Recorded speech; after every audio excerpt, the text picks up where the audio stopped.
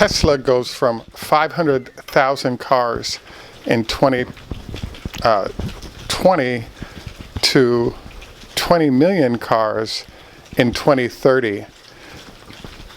And we think we kind of know how this is going to happen because Tesla is currently building 10,000 superchargers a year in China to service this larger facility, which is our story today. This is Greg for Teslafaninsight. Thanks once again for joining us. If this is your first time, welcome. If you're a repeat visitor, welcome back. I want to also thank our Patreon supporters. Your support is greatly appreciated. It makes all the difference in the world to make our channel successful and viable and able to service quality information to be handed out. So today's show, I guess, somewhat fits a pattern of ours. We've been somewhat China focused recently because there's a problem happening, which is the tendency on Wall Street is that how your numbers did for the current quarter is half the battle. And Tesla achieved some good numbers, which means earnings will be solid. The next problem or question, though, is what's going to happen with growth. And the growth story is what's going to propel the stock from where it currently is, either up or down, depending on how the growth picture looks. As you all know, Tesla's growth picture for this year looks terrific. We look at the Cybertruck, when we look at increasing sales of the Model Y in China, when we look at potentially the new factory in Germany, as well as the Cybertruck plant coming online, all of these are growth-oriented entities that are really part of what Wall Street loves to see coming from every company, including Tesla. So one of the most closely guarded secrets by Tesla is, for example, what is their backlog like? Because if we knew how many vehicles had been ordered that are in backlog and we knew how many vehicles they were producing, there's all this information you could glean for that in terms of the growth rate of the company and how it might do in the short and long term. And one of the things about Tesla is their reticence to give up any of this information is a big reason why the stock is so volatile, and it's very hard for analysts to get a handle on where the company is currently and where it's going. So we did a show this past week regarding the fact that Tesla opened up sales in China in 10 different cities. I thought this was big news because there are a lot of our viewers that questioned our analysis when we pointed out that Tesla was actually building cars and shipping it to different cities so that they could start selling right away when approval occurred. And I know a number of you were skeptical, but now you see what I meant by that. Now, sort of the next stage in this is we were kind of doing some research to try to figure out, more data that would sort of give a window on the growth path that the company had in mind. And one of the things that popped up is a news report from an entity called auto.com. And so after reading through this article, I was somewhat shocked based on the information shared. Yes, they repeated most of the information regarding the beginning of sales, but they also included a number of points that I thought were truly amazing. So one of those points is that in Shanghai, there are actually 86 supercharger facilities with as many as 300 charging facilities.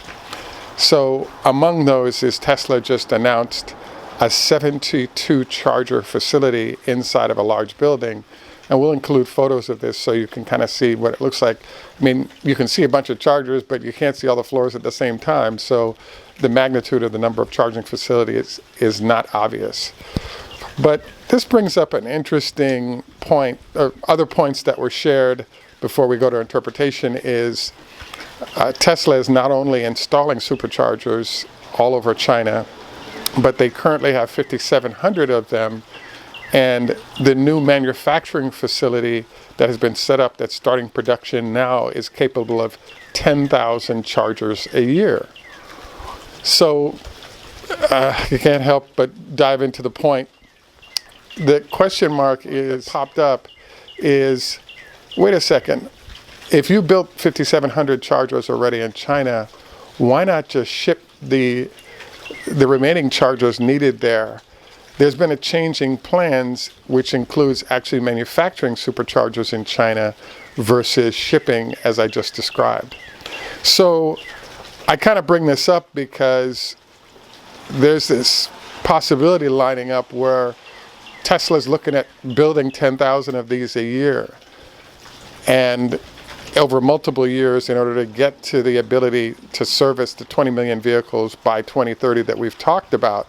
And they're starting this now, so I really think this highlights the fact that getting on it and selling those vehicles is kind of starting right now, and they're expecting to sell a lot of vehicles, which sort of suggests that the backlog is actually very large. And so the next sort of question that pops up is, well, why is it that, let's say in New York City, there are probably 10 or 15 supercharger facilities that ring New York City and perhaps one or two in Manhattan? The thing about it is that why would New York get shortchanged when Shanghai, the same size city, has 86 facilities with 300 chargers? One of the answers to this is that most of the installations of the vehicles across the United States have been in suburban settings. So most of those users actually don't need chargers because they can just charge at home. And when they're on the road, they need a limited number of chargers, hence the affiliation between the charge count, etc. I still think it's amazing, though, that even in Los Angeles, California is the largest selling point for Teslas in the United States. And even in Los Angeles, we're seeing no more than 20 facilities that ring greater Los Angeles. So, the vehicles are being used differently, but I really think that this goes to the fact that Tesla has access to power when there are power shortages all over the country. And users who want to make the transition are seeing Tesla as a well-prepared option when it comes to switching over to electric vehicles. And they know that there's a high density of charging facilities with which they can keep their cars on the road, while a lot of other entities may not have this capability, especially in this size. So one of the head scratchers and the main reason that I did this show is that I was thinking to myself, well, a lot of companies tend to delay building things until they know for sure they're going to be successful. So the 10,000 facilities that is being built this year supposedly only cost 42 million yuan. I have to admit, I didn't do the conversion, but let's say it's $5 million, $10 million is not a lot of money for Tesla to spend, but it gives a competitive advantage in terms of, well, wait a second, how is Tesla doing in terms of their preparation for success, if you want to put it that way. So I kind of bring this up because what I'm angling for in this whole show is the fact that you don't build 10,000 charging facilities a year if you don't have a plan to move millions of cars into that facility. So again, there's kind of a joke in there where Tesla or Elon is talking about 20 million vehicles by 2030, and a large part of those ending up in China.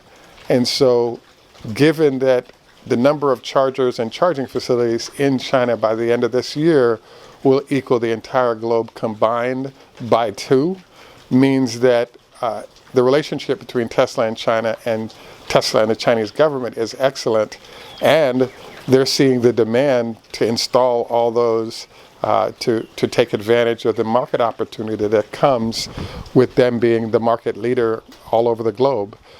So what this is suggesting to me is that Tesla is going to have some huge numbers of vehicles sold this year. The end of it is that factory that's being built is capable of initially perhaps 1 million vehicles this year, but many more millions as they expand out. And a sidebar note on this is that we've been getting questions about, number of vehicles out of that facility and when Tesla will build other locations. I really think that there's a plan to build elsewhere, but I think the size of land that was there allowed them to do a huge facility. And when I initially saw the photos, I was thinking, man, that's a lot of land next to Tesla's factories. I guess the park that the office park they were building was going to allow other companies to facilitate space there. But, if you look at the photos, the initial Tesla facility took up about, somewhere like 5 to 10% of the usable land in that office park. And then there were giant gaps next to it. And I kept thinking, I don't think Tesla can build that much factory because they need to have the car sales before they build that factory. But the way things are going, Elon kind of is suggesting that all manner of Chinese support in terms of, first of all, selling/giving them the land instead of allowing NIO to build there. Then you're having access to power. Then you're having access to bank resources to manage, credit lines, et cetera, as people lease cars, et cetera, et cetera. So all manner of how the Chinese government is supporting Tesla suggests that this is huge. The numbers are going to be huge. And Elon isn't going to tell us what the deal is.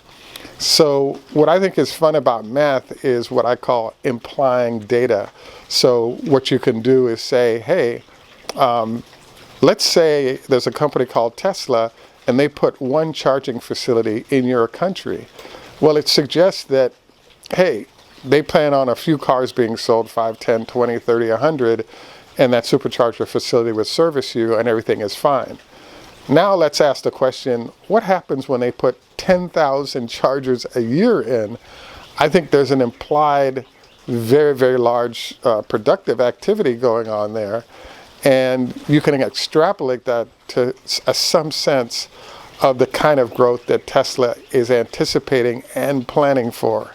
So, what does this mean to the stock? Well, I wouldn't be surprised if, in other places, chargers aren't as dense because all those suburban vehicles just charge at home. In China, they don't have home because they're living in large buildings and moving around still. So, what I'm sort of angling for is I wouldn't be surprised if for every charger Tesla puts in dense urban locations like Shanghai, you're expecting X number of thousands of vehicles that you're servicing in general, or X number of hundreds. So if you have in Shanghai 86 different facilities with 300 chargers, you start to, we don't know the exact number, but you can start to extrapolate the fact that, hey, they're going to sell a lot of cars, and they're going to sell a lot of cars in many different locations. The other location we got a glance of is Beijing is actually showing 80 plus charging facilities with, I think it's 557 charging stations. So again, what we're looking at is Tesla's building charging facilities consistent with having millions of cars sold in China as we roll over the next 2 or 3 years. So I really believe this portends really good things for the stock price, company growth, etc. And it's just a matter of time to see this come to fruition. So do we have the exact sales number for the quarter? We got the number of cars sold. The question mark is how are we looking on growth?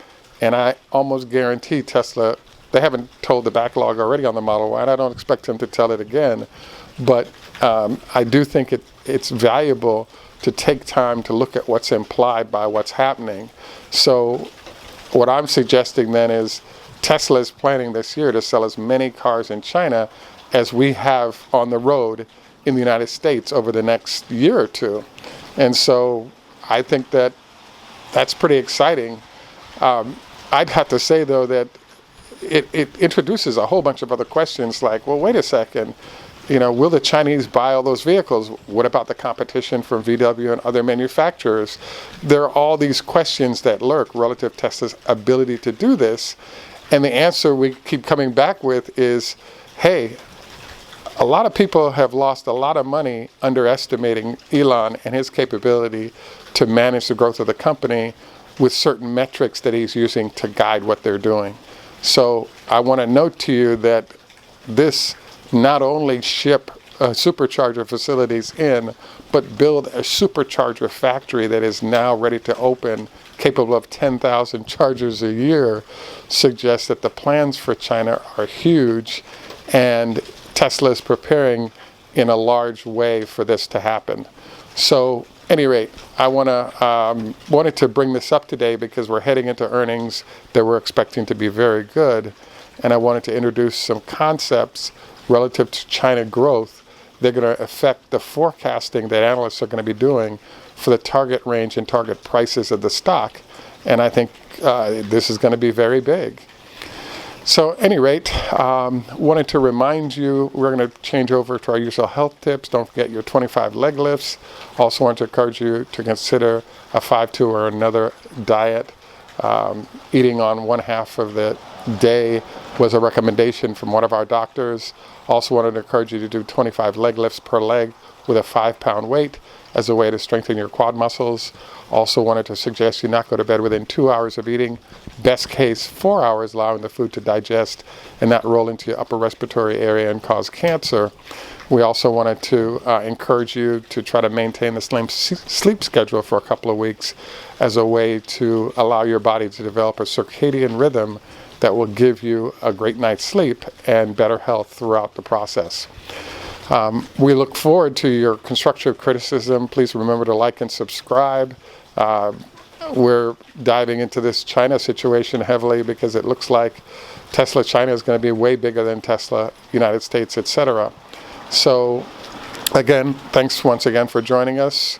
Tschüss German, au revoir French, Lehitro, Hebrew, Choda Hafez, Farsi, Zdravstvuyte, Russian, Ni hao ma, Chinese, Konbanwa, Japanese, e bueno, e la vita. I think it's, hey man, life is good, but my Italian friends are going to correct me. I also wanted to note hey do Swedish and namaste Hindi. And in Jamaica we say enough respect, walk good man.